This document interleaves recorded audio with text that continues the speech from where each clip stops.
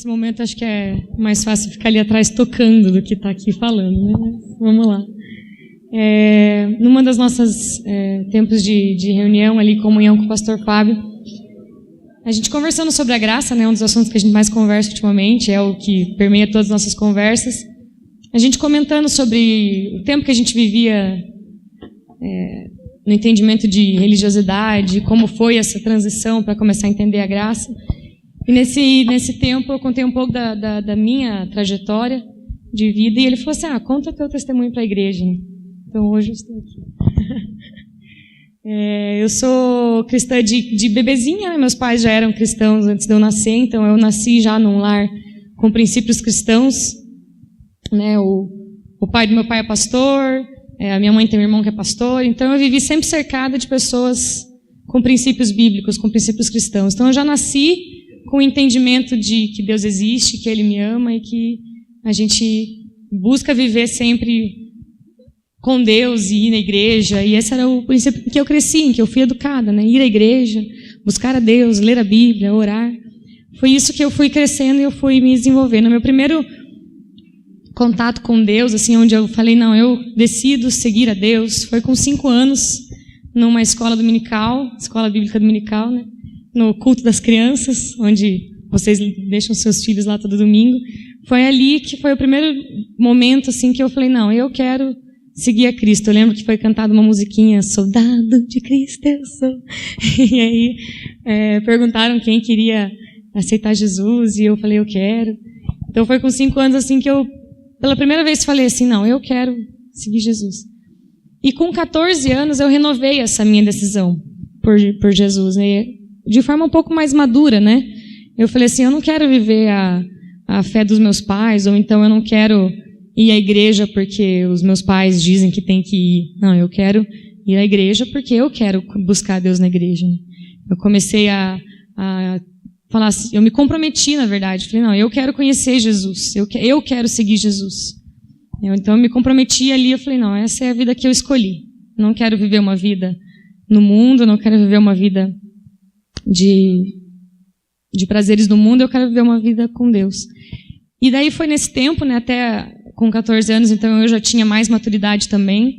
Então eu comecei a tentar entender o que é essa vida com Deus. E naquela época eu me deparei então com a religião, né? E o que eu entendi que era buscar Deus? Buscar Deus era ler a Bíblia, era orar, era ir à igreja e era procurar não pecar. Né? Isso que era religião para mim, isso que era a maneira como eu conseguiria me conectar com Deus. Então, naquele momento eu entendia que se eu lesse a Bíblia, se eu orasse, se eu fosse à igreja, se eu tentasse não pecar, então eu estaria agradando a Deus e eu conseguiria dessa forma me relacionar com Ele. Só que o único problema é que boa parte das vezes eu não conseguia fazer isso. E a igreja eu sempre fui, isso eu conseguia sempre fazer. Mas ler a Bíblia não era sempre. E orar também não era sempre. E pecado era algo que ainda era constante na minha vida.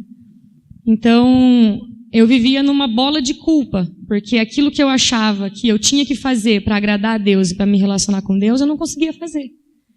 E aquilo que eu achava que, se eu fizesse, eu estaria agradando a Deus e Deus estaria contente comigo e isso me conectaria com Ele, eu não estava conseguindo viver. Então, Deus para mim era alguém distante, porque toda vez que eu tentava me relacionar com Ele, eu me deparava com o meu pecado. E eu me culpava, e eu falava assim, não, Deus está triste comigo, porque eu não consegui ler a Bíblia. Deus está triste comigo, porque eu não consegui orar. Deus está triste comigo porque eu menti para os meus pais, porque eu desobedeci, porque eu falhei aqui e ali. E eu vivia nessa constante culpa. E quando eu tentava ler a Bíblia, a única coisa que eu lia era algo que me trazia mais culpa e mais condenação, porque eu olhava aqueles grandes homens da Bíblia que tinham uma vida irrepreensível e eu não conseguia ter uma vida irrepreensível. E eu não conseguia viver aquilo que eu achava que era o que eu tinha que viver para conseguir me achegar a Deus. E eu tinha um desejo muito grande de me achegar a Deus e de conhecer Deus e de me conectar com Ele, mas eu não conseguia ler a Bíblia, eu não conseguia orar, eu não conseguia viver uma vida de santidade. Eu só conseguia ir na igreja. Era o que eu conseguia fazer. E essa culpa era sempre aquilo que me acompanhava, né? Eu olhava para Deus como se fosse alguém que estava o tempo todo analisando a minha vida e vendo se eu estava acertando ou se eu estava errando. Se eu acertasse, eu achava que Deus se aproximava de mim. Opa, agora sim você está acertando. E quando eu errava, eu achava que Deus se afastava de mim. porque eu não era digna dele. Então eu vivia nessa imensa bola de culpa, mas ao mesmo tempo a incoerência que eu tinha dentro de mim é que eu achava assim, não, mas eu tinha aquele sentimento do irmão do filho pródigo, assim. Não, mas eu nunca pequei, eu nunca roubei, eu nunca matei, eu nunca me desviei, eu nunca deixei de ir na igreja. Né? Então, poxa, Deus tem que ver isso aí também. Né? Pô, eu nunca traí ninguém, eu nunca adulterei, eu nunca, né, na época da adolescência, assim, eu nunca fiquei, eu nunca nem namorei, nunca fiz nenhuma besteira. Como assim, né, Deus, eu não consigo alcançar Deus? Então era incoerente, ao mesmo tempo que eu achava que eu era certinha e que por isso eu merecia alguma coisa, porque eu nunca me desviei, porque eu nunca saí da igreja, ao mesmo tempo eu me sentia culpada porque eu não conseguia cumprir uma série de regras que eu mesmo tinha colocado para mim. E eu vivia nessa imensa meritocracia, né? Quando eu fazia algo, eu achava que eu merecia algo de Deus, quando eu conseguia andar um pouquinho mais de acordo com as regras, aí, com o livrinho de regras, eu achava que eu merecia alguma coisa. Mas, ao mesmo tempo, quando eu não conseguia viver certas coisas que eu via pastores vivendo, líderes vivendo, e meus pais vivendo, eu não conseguia alcançar aquilo, eu falava, putz, desculpa o termo, quando que eu vou chegar, né, a me relacionar com Deus? Quando que eu vou chegar a ter tempo de intimidade com Deus, que era o que era falado nos cultos, né? Tanto é que eu ia para o culto e eu tentava absorver tudo aquilo, e na segunda-feira já não conseguia viver nem 10% do que era pregado. E foi aí que, depois de algum tempo, em 2004, eu já tinha 16 anos, eu tive 2 experiências que foram muito marcantes, assim. A primeira foi num retiro, que foi mostrado o filme Paixão de Cristo. Eu já tinha visto aquele filme antes, eu já tinha assistido todo o filme, mas naquele retiro, assim, naquele momento que a gente assistiu aquele filme, eu fui batizada no amor. Eu tive um batismo de amor ali. Jesus me mostrou o que é o amor dele. Né? E aí eu lembro que eu chorei, eu lembro que eu abracei a minha líder de grupo familiar na época, eu acho que eu molhei toda a roupa dela, assim, de tanto que eu chorei. Porque foi aquele momento que eu entendi o amor de Jesus, que eu entendi o sacrifício de Jesus, que eu entendi que não era eu ler a Bíblia, ou eu orar, ou eu fazer alguma coisa. Era o amor de Jesus. Eu entendi naquela hora que Jesus me amava independente daquilo que eu fizesse, ou daquilo que eu tivesse que fazer. E ali eu encontrei esse amor, e esse amor que diz que o sacrifício já foi feito, e que eu não precisava mais fazer nada para ter intimidade com Jesus, eu só precisava crer, eu só precisava receber esse amor, né? Todos quanto receberam, deu-lhes o poder de serem feitos filhos de Deus, e eu precisava receber esse amor. E foi ali que eu tive então esse batismo no amor, e eu comecei a entender o amor de Jesus, e junto com isso a graça, né? Não com essa palavra ainda, mas eu comecei a entender o amor de Jesus, eu comecei a me relacionar, então, com Deus de uma forma um pouquinho mais livre de culpa. Né? Eu ainda tinha a culpa dentro de mim, eu ainda achava que se eu não lesse a Bíblia todos os dias, se eu conseguisse ler na segunda-feira, mas na terça não, na quarta eu achava que Deus não ia falar comigo. Eu ainda tinha um pouco dessa culpa dentro de mim, mas o amor de Jesus aquele dia foi tão intenso que eu comecei a ter prazer em ler a Bíblia, porque ler a Bíblia não me trazia mais tanta condenação. Eu conseguia olhar para as palavras que vinham da Bíblia e crescer com aquilo, e eu conseguia sentir o amor de Deus quando eu lia a Bíblia. Não era mais algo que só me gerava culpa. Né? Até comentei com o pastor Fábio, quando eu lia Romanos, eu me sentia um lixo. E depois disso eu comecei a entender que não, que existia um amor, que existia algo além da culpa. Né? Na verdade, eu estava só focando na culpa. E foi quando então eu comecei a me abrir para esse relacionamento com Deus, e naquele mesmo ano eu recebi o batismo no Espírito Santo, né, que para mim também era uma imensa novidade, né, eu não sabia que era possível isso. E daí eu comecei a receber de Deus dons de línguas e os dons do Espírito Santo, e daí de novo o meu sistema meritocrático, ele foi chacoalhado, porque eu olhava ao meu redor pessoas como eu, que tinham crescido na igreja, que tinham anos de vida com Deus, recebendo o Espírito Santo, tudo bem. Mas aí eu olhava pessoas que tinham acabado de chegar, pessoas que tinham acabado de se entregar para Jesus, ou pessoas que você sabia que vinham para a igreja e iam embora, vinha para a igreja e ia embora. Ou então pessoas que eu olhava assim e falava, mas essa pessoa não tem comprometimento com a palavra. E eu via essas pessoas recebendo o Espírito Santo. E eu falei, como assim? E daí o Espírito Santo começou a me chacoalhar de novo, porque não era por mérito. O Espírito Santo ele foi derramado sobre todos. né? E ele é para todos. E daí eu lembro que eu ficava me questionando de tudo isso. E daí chegou um momento, não lembro mais quando que foi, mas foi logo depois desse tempo que eu recebi o batismo no Espírito Santo, que eu olhava em volta e eu via tantas pessoas recebendo também, que daí Deus falou para mim assim: para de querer entender e recebe. E daí até, eu falando para o Maurício que eu não lembro a passagem que naquele momento Deus me ministrou, mas ele me lembrou de uma que faz muito sentido, que diz que o temor do Senhor é o princípio da sabedoria, né?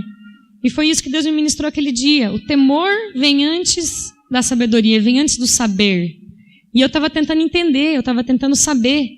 Mas não, o temor vem primeiro. O temor do Senhor é antes do saber. Ele é o princípio do saber e do conhecer. Então, quando eu falei assim, não, Deus, eu não vou mais resistir a isso. Eu não vou mais levantar barreiras religiosas ou levantar barreiras racionais, lógicas, para tentar entender o teu amor. Eu vou receber.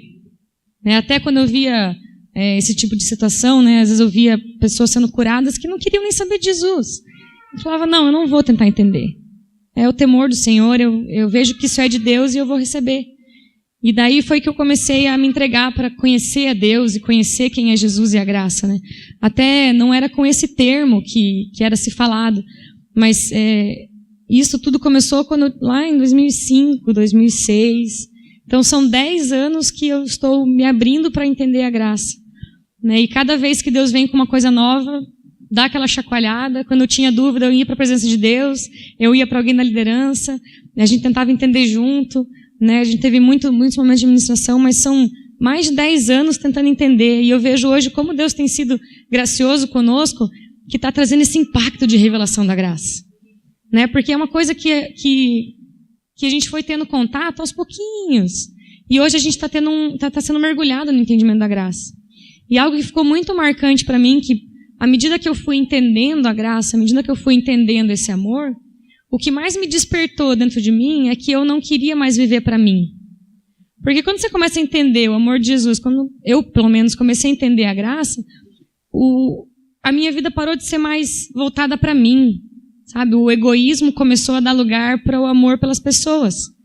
Eu não queria mais que nem a gente fica, Deus me cura, me liberta, me restaura, me santifica, me frutifica, me faz... Não, eu comecei a falar, poxa, mas eu já sou salva, eu já sou liberta, eu já sou santa em Cristo, eu já sou justificada, eu já sou curada. E esse entendimento, ele começou a me trazer um outro sentimento, começou a me trazer um sentimento assim, o que eu posso fazer para os outros? Para que eles entendam o que eu estou entendendo. E foi aí que começou a mudar dentro de mim o entendimento de servir pessoas. Porque eu queria poder levar para as pessoas aquilo que eu estava entendendo. Então, na época, eu comecei a liderar um grupo familiar de adolescentes, e eu queria que elas entendessem o que eu estava entendendo, que elas também já eram santificadas, que elas também já eram justificadas. Então, a minha visão começou a mudar, eu não olhava mais para mim, e para o que claro, eu ainda buscava coisas em Deus para mim, mas a maior parte era, Deus, o que eu posso fazer pelos outros? A graça me alcançou, o teu amor me alcançou, o que agora eu posso fazer para alcançar os outros também? A gente deixa o egoísmo um pouco de lado quando a gente começa a entender a graça. E foi aí que eu percebi que toda vez que a gente busca entender Deus, a mente de Deus, a gente começa a entender a graça. Porque Deus é a graça. E quanto mais a gente busca Deus, busca conhecer Deus, busca se relacionar com Deus, mais a gente vai entender o que é a graça. E quanto mais a gente entende o que é graça, mais o nosso coração se volta para o outro. Não tem mais espaço para o eu. Começa a ter espaço para o nós, começa a ter espaço para o próximo. E esse é um pouquinho aí do que Deus fez na minha vida, do meu processo de passar aí da religião para começar a entender a graça. E eu espero que tenha sido bem o ensinador de vocês.